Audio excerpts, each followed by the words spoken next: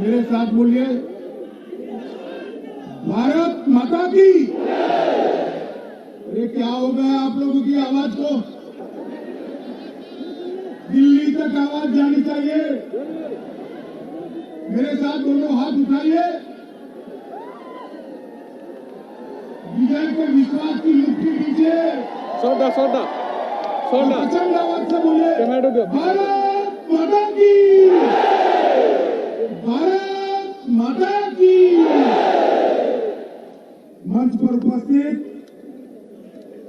हमारे मुख्यमंत्री श्रीमान सर्बानंद सोनोवाल जी, वित्त और स्वास्थ्य मंत्री डॉक्टर हेमंत बिश्व शर्मा जी, श्री सुम रोंगहांग जी, आज जो उत्सव मूर्ति है, ऐसे मुख्य कार्यकारी सदस्य श्री तुलीराम जी, श्री रितेश सिंघी जी, श्री सोरेन सिंह जी, श्री सिंह तेरान जी, हमारे प्रदेश अध्यक्ष श्रीमान रणजीत कुमार जी, हमारे प्रभारी श्री जयंत पांडा जी, और आज इतनी बड़ी संख्या में आए हुए प्यारे भाई और बहनों, मैं सबसे पहले आप लोगों को प्रणाम कर मेरी बात की शुरुआत करता हूं। मित्रों, मेरे लिए सौभाग्य की बात है कि पहली बार कार्बी आंगलोंग में मैं आया हूं और मैं यहां आकर हृदय से बहुत खुशी व्यक्त करता हूं, खुशी की अनुभूति व्यक्त करता हूं। मैंने हेलीकॉप्टर से एक खूबसूरत क्षेत्र को देखा है। अभी अभी यहां आते वक्त जब मैं देख रहा था ये पहाड़ियों को, ये हरियाली को, और यहां पर आकर ये लाखों की संख्या में दूर सुदूर ये पहाड़ी क्षेत्र के भाइयों और बहनों को मिलकर मेरा हृदय आनंद से गदगद हो रहा है। ये क्षेत्र आसाम की दिल की धड़कन है। कार्बी और आंगलोंग के अलावे हमारा आसाम अधूरा है। आपके मिलने से ही आसाम पूरा होता है। मित्रों, थोड़े समय पहले दिल्ली में कार्बी भवन के शिलान्यास उद्घाटन में मैंने यहां के लोगों से बात की थी। मैंने आने का वादा भी किया था। आज आप लोगों को मेरे सामने देखकर बहुत बहुत खुशी हो रही है। उत्तरी क्षेत्र कांग्रेस के समय में अशांति से ग्रस्त क्षेत्र रहा।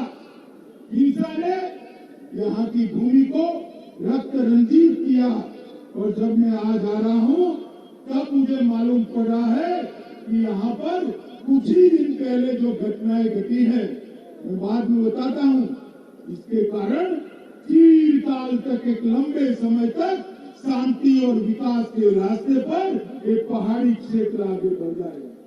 मेरा कैमरा के सभी मित्रों को एक निवेदन है कि पूरा देश रैली देख रहा है, मेरे पर से हटाकर कैमरा एक बार मेरे कार्बी आंगलोंग के भाइयों बहनों पर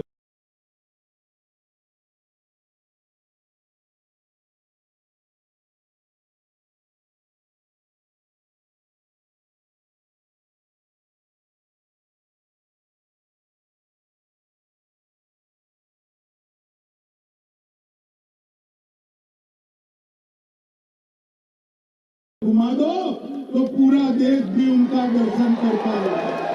और सभी लोग एक बार कैमरा को दूर दूर तक खड़े मेरे भाइयों बहनों पर कैमरा घुमाइए, ऐसा मेरा आप सबसे निवेदन है। मित्रों,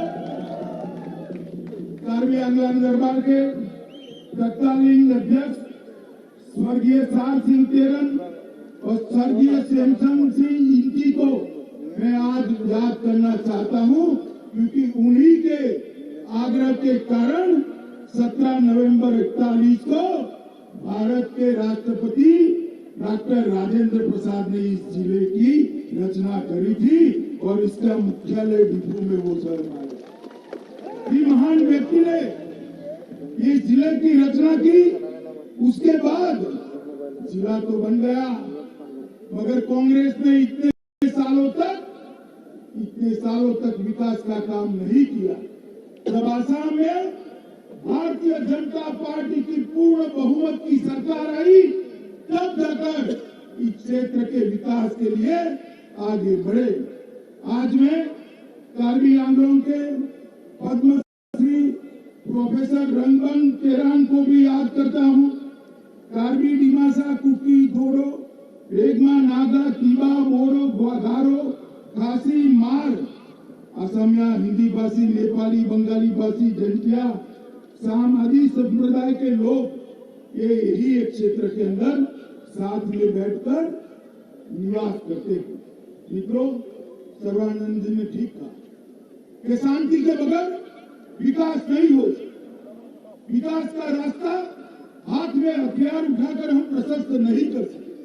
अगर रोजगार चाहिए, स्वास्थ्य चाहिए, शिक्षा चाहिए, यहाँ पर हर एक व्यक्ति को घर चाहिए, बिजली चाहिए, तो हथियार लेकर नहीं हो सकता। और मित्रों, 23 फरवरी को 2 दिन पहले ही 5 उग्रवादी संगठनों ने हमारे मुख्यमंत्री सर्बानंद, हेमंत विश्व शर्मा और तुलीराम जी के उपस्थिति में हथियार डाले।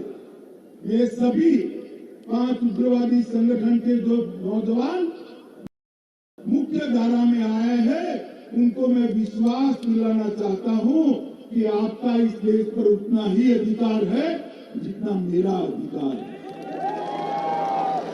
आपने हथियार डाले, लगभग 338 हथियार, जिसमें AK-47 राइफलें, LMG, रॉकेट लॉन्चर और 11,000 राउंड गोला बारूद समर्पित किया है। मैं आप सभी को कहना चाहता हूं कि हमारे अफसरों से, गृह विभाग के अफसरों से आपने जो वादा किया है, वो सारा वादा 1 साल के अंदर ही हम पूरा कर आपको मुख्य धारा में लाने का हम काम करेंगे।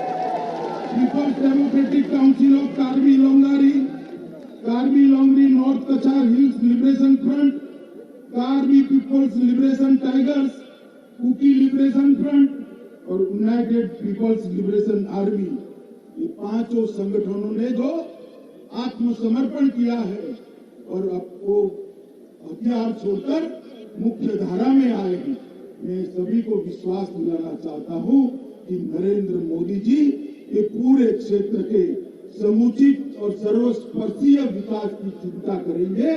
आपको हाथ में हथियार उठाने की जरूरत नहीं है। आपने बहुत अच्छा काम किया है हथियार छोड़कर। आज मैं सर्बानंद सोनोवाल, हेमंत विश्व शर्मा, तुलीराम रंगान और भारत सरकार के सभी अधिकारियों को भी बधाई देना चाहता हूं कि एक सफल समझौते से इस क्षेत्र के अंदर चिरकालीन शांति लाने का आपने प्रयास किया है। मित्रों, मोदी जी ने पूरे पूर्वोत्तर के ग्रोथ का एक खाता हमारे सामने रखा है। इसके अंदर हथियारों की कोई जरूरत नहीं।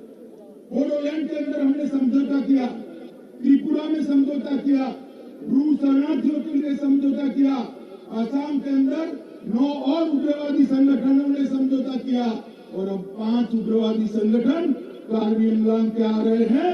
मैं आप सभी को कहना चाहता हूं कि आसाम के अंदर शांति से ही विकास आ सकता है और आसाम का विकास तभी माना जाएगा जब आपका विकास होगा, आप विकास के अंदर हिस्सेदार होंगे।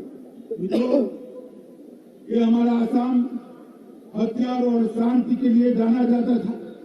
मोदी जी के नेतृत्व में, सर्बानंद और हेमंत विश्व शर्मा के नेतृत्व में ये विकास के रास्ते पर चल पड़ा। एक जमाने में हमारा जीडीपी में योगदान 20% था, मगर आज यहाँ पर हम पिछड़े पड़े हैं। मैं आपको विश्वास दिलाना चाहता हूँ, एक और बार यहाँ पर कमल के फूल की भाजपा की सरकार बना दीजिए। एक क्षेत्र को हम आसाम का सबसे विकसित क्षेत्र बनाकर छोड़ेंगे। मित्रों, सबसे विकसित। पिछले समझौते के तहत 350 करोड़ की लागत से 32 प्रोजेक्ट आज पूर्ण होने के कगार पर। उत्तर पूर्व इंफ्रास्ट्रक्चर विकास योजना के तहत 22 करोड़ के प्रोजेक्ट को मंजूरी दे दी गई।